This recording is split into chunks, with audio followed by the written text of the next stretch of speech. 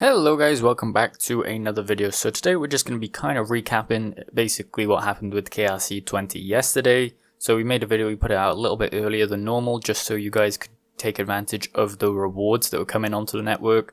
So we had massive block rewards, around, I think the highest I saw was 13,000 Kaspa coin for one block. So that would be at least 50 to 60 times the normal block reward. So we've never kind of seen that block reward on Kaspa network as yet, and it kind of gives us hope for the future of having fees run the network when the emission schedule actually runs out. So we're going to be recapping a bunch of things. We're going to be looking at kind of how it's played out in terms of transactions on the network, how much the block rewards are now, and some other points. So we have here on the Kasplex website, the gas fees paid is around 21 million, the number of transactions is around 12 million, and tokens deployed is 149. So I don't know how accurate these numbers are, but that is a large amount to do at least in one day in terms of the gas fees and the number of transactions on the network. When we look here, you can see the transactions per second is around 200 transactions per second. I don't know how accurate that is either. There was a lot of accuracy checking that was going on because a lot of the systems couldn't necessarily handle the amount of data that was coming in, so I don't know how accurate all of these are. But as you can see here, there's still minting going on. You can see these 20 to 19 Kaspa coins, which are minting tokens, I believe.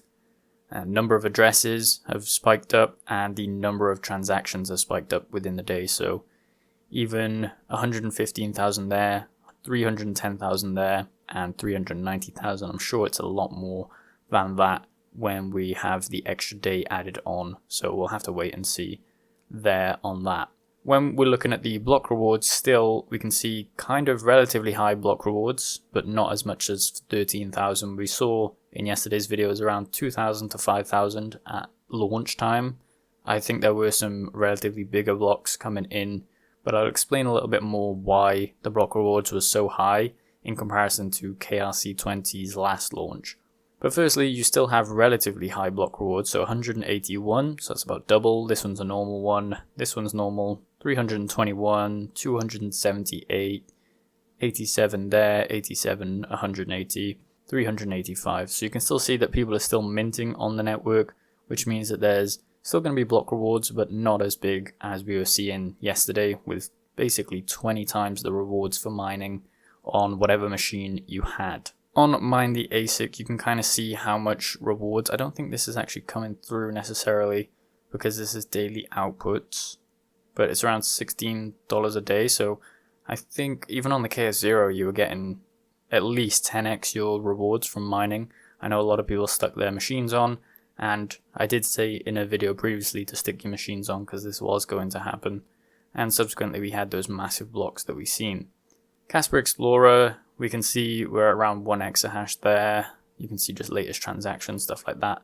And I do want to note that the volume on the network was at around 50 million before the launch, and now it's around 100 million after launch. So there's a lot of volume going on the network right now. So one of the Kaspa developers has actually updated us and given us a recap here.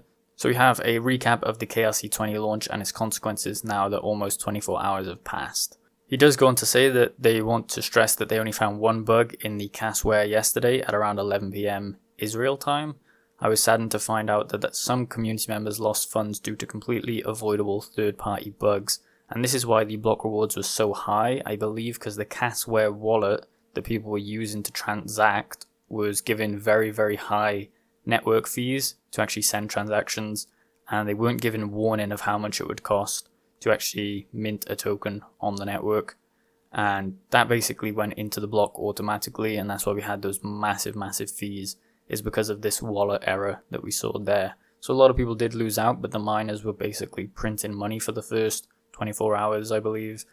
And it says tarnishing what otherwise would have been an unequivocal day of celebration in the community. Since hearing of the bug, I've spent most of my efforts trying to understand what happened and what can be done. So here we have it, the consensus layer, the Kaspa layer 1 was given a stress test and possibly the largest in proof of work history, so that's a big thing. In just 8 hours, the network processed more organic transactions than ETH can handle in a week. All throughout, we monitored nodes and found that rusty Kaspa nodes can handle these huge loads on cheap hardware without breaking a sweat. For the Rusty crew, anyone focused on the layer 1, this was an abject success. And then the peer-to-peer layer, similarly the network handled this loads very well.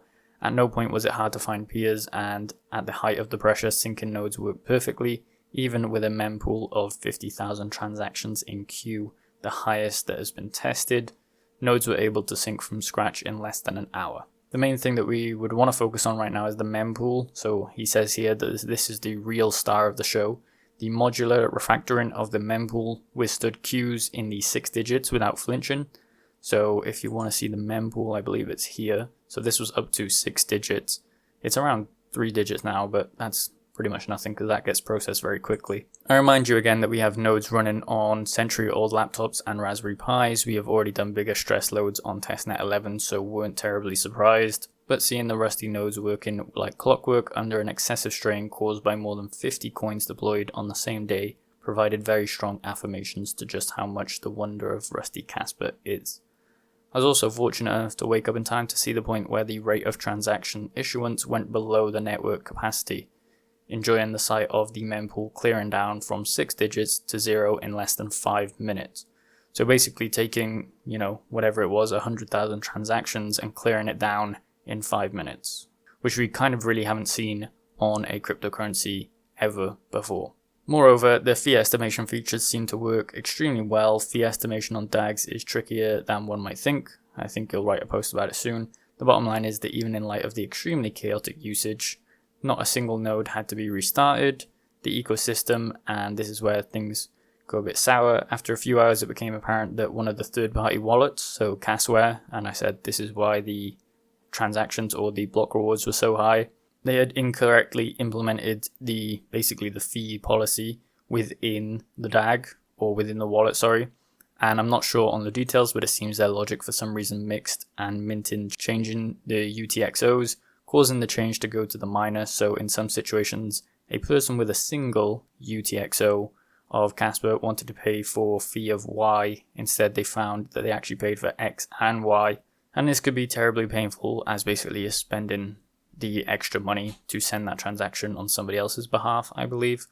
Due to the Kasware wallet being closed source and their devs in compliance in properly informing their community, some of the devs had to issue a statement and then they just went on from there. And then it talks a little bit more about the Kasware wallet, then moves on to the exchanges. Some exchanges were responsible enough to work with us to implement the fee structure, and other exchanges didn't. The latter found they were unable to process withdrawals because they didn't have the logic to raise fees when necessary.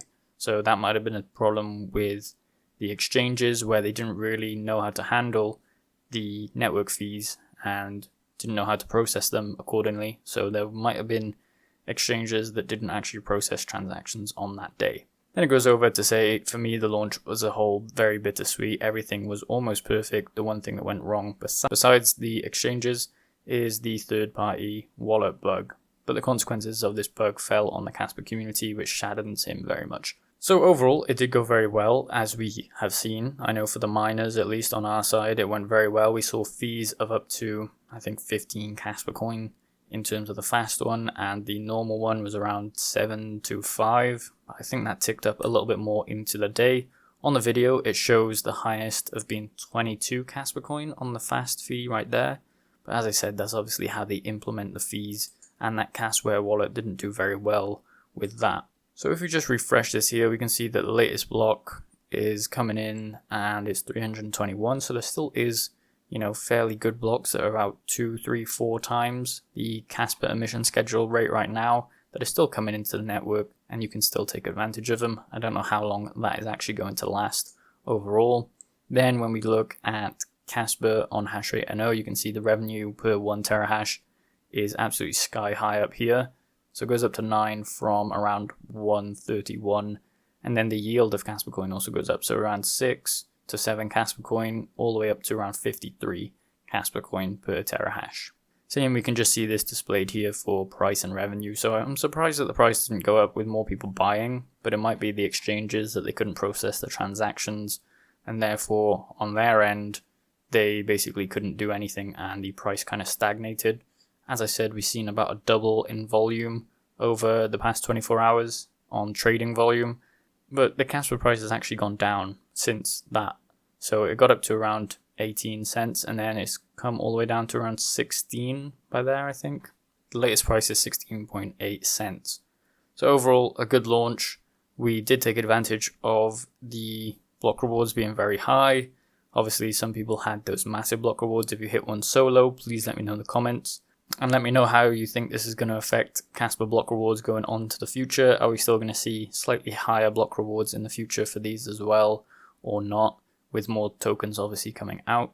Make sure you like the video and subscribe for more content like this.